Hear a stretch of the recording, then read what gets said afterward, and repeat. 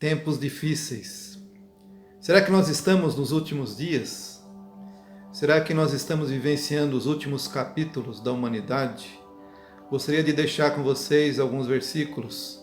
O apóstolo Paulo, na segunda carta de Timóteo, no capítulo 3, no versículo 1 a 4, diz: Sabe, porém, isto, que nos últimos dias sobrevirão tempos trabalhosos, porque haverá homens amantes de si mesmos, avarentos, presunçosos, soberbos, blasfemos, desobedientes a pais e mães, ingratos, profanos, sem afeto natural, irreconciliáveis, caluniadores, incontinentes, cruéis, sem amor para com os bons, traidores, obstinados, orgulhosos, mais amigos dos eleitos do que amigos de Deus.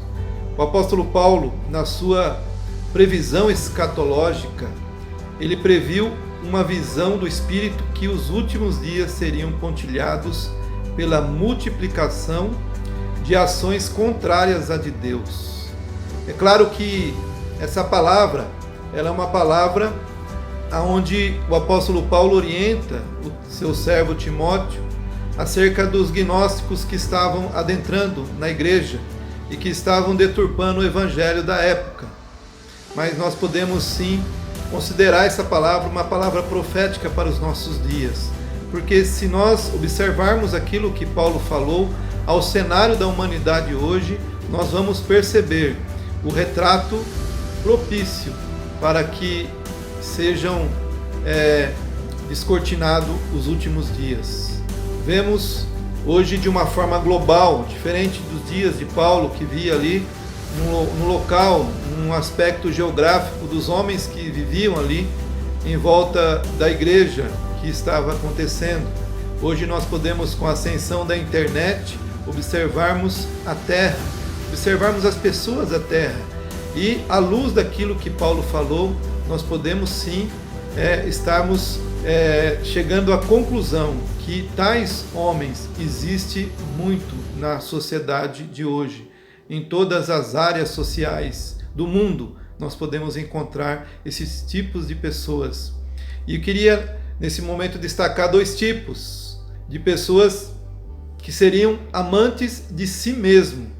Amantes de si mesmo. Pessoas que seriam ao contrário daquilo que a palavra pede para ser. A Bíblia diz lá em Lucas, no capítulo 9, no versículo 23, que se alguém quiser seguir a Jesus, se alguém quiser ser discípulo de Jesus, a primeira coisa que ele teria que fazer é negar a si mesmo. E nós estamos vivendo numa época onde as pessoas estão amando a si mesmo como nunca. Uma época de individualismo, onde as pessoas, segundo o que Paulo fala aqui, realmente estão se tornando cada vez mais egoístas. A cultura das pessoas está lhe deixando orgulhosa.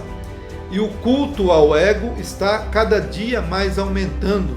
Com a ascensão das redes sociais, nós temos visto por aí, onde as pessoas fazem questão de que a sua imagem ela seja compartilhada, ela seja amada, ela seja curtida, como se diz nos dias de hoje.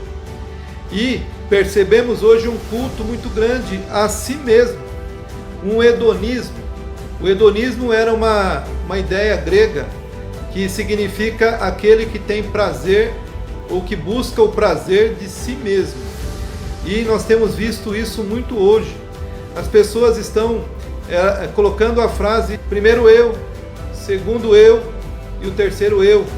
O egoísmo está levando as pessoas a praticarem atos anormais que fogem ao comportamento humano, chocando toda a sociedade.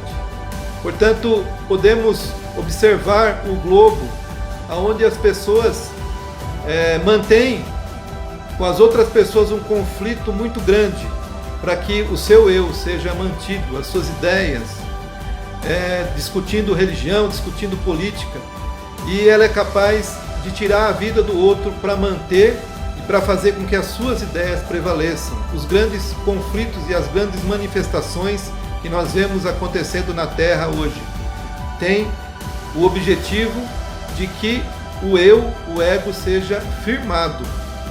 E nós podemos olhar que o amante de si mesmo, ele vai contra aquilo que a Bíblia diz de amar a Deus e amar ao próximo. Jesus, ele disse: um novo mandamento vos dou, que vos ameis uns aos outros, assim como eu vos amei.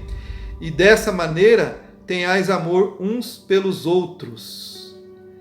Um outro aspecto da humanidade, e aí nós podemos concluir, nós podemos ter uma conclusão, se estamos realmente vivendo nos últimos dias, os homens seriam avarentos, os homens seriam amantes do dinheiro, seriam apegados ao dinheiro.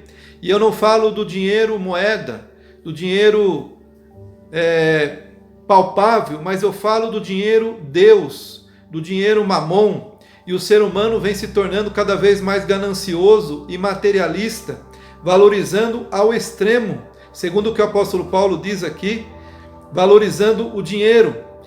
O próprio apóstolo Paulo depois vai dizer no capítulo 6 que o amor ao dinheiro é a raiz de todos os males. E nós temos visto hoje as pessoas matando, as pessoas guerreando, as pessoas cometendo as maiores atrocidades por causa do dinheiro.